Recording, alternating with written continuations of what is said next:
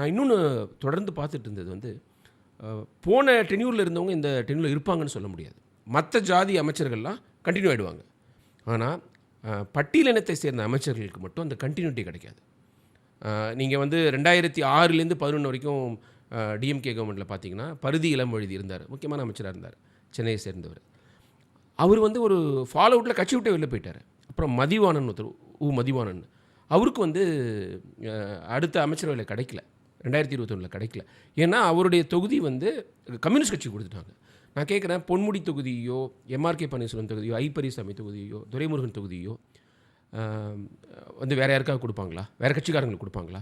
அந்த மதிவாணன் அவர்களுடைய, அதுவும் அவர் வந்து திருவாரூர் மாவட்டம், கருணாநிதி அவருடைய சொந்த மாவட்டம், அவருடைய கீழ்வேலூர் தொகுதி வந்து வேற ஒருத்தருக்கு போயிடுச்சு. திருவாரூர் பொது தொகுதி ஆகிட்டதுனால அங்கேயும் அவரை நிற்க வைக்கல.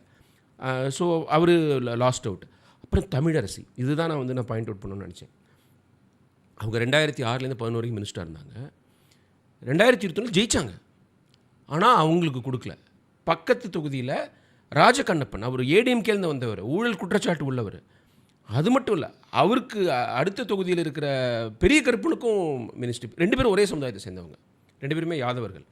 நான் என்ன கேட்குறேன், ஒரே சாதியை சேர்ந்த பக்கத்து தொகுதியில் உள்ளவங்களுக்கு நீங்கள் கொடுக்குறீங்க. ஆனால் ஒரு யங், ஏற்கனவே அமைச்சராக இருந்த ஒரு டைனமிக் தலித், அதுவும் ஒரு பெண்மணி, அவங்களுக்கு ஏன் கொடுக்கல? கனிமொழிக்கெலாம் ரொம்ப க்ளோஸ். கனிமொழி கூட அவங்களுடைய பிரச்சாரத்தை அங்கேருந்து ஆரம்பித்தாங்கன்னு நினைக்கிறேன். கீழடி வந்து அந்த ஏரியாவில் இருக்குது. ஸோ அதெல்லாம் தான் வந்து இந்த திமுக அதிமுக வந்து ஆதிக்க சாதி இந்துக்களுடைய அரசியல் அதிகாரத்தை கட்டமைக்கிறதுக்கும் அதை பாதுகாக்கிறதுக்கும் தான் கட்சி நடத்துகிறாங்களோன்னு எனக்கு தோணுது. அதை வந்து இப்போ விஜய் உடைச்சிருக்கிறாரு.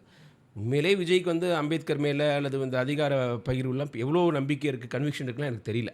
அது டோக்கனிசமா அப்படிங்கிற ஒரு சந்தேகம் எனக்கு இருந்துட்டு தான் இருக்குது. Still it is a revolutionary ஸ்டெப்னு நான் நினைக்கிறேன்.